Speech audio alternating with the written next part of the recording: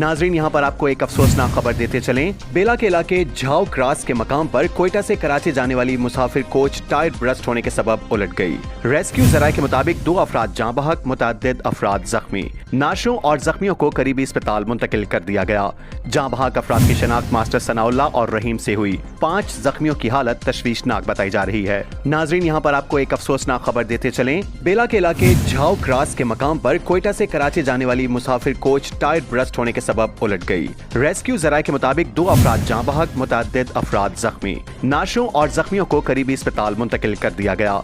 जाँ बहक अफराद की शनाख्त मास्टर सनाउल्लाह और रहीम से हुई। 5 जख्मियों की हालत तशवीशनाक बताई जा रही है।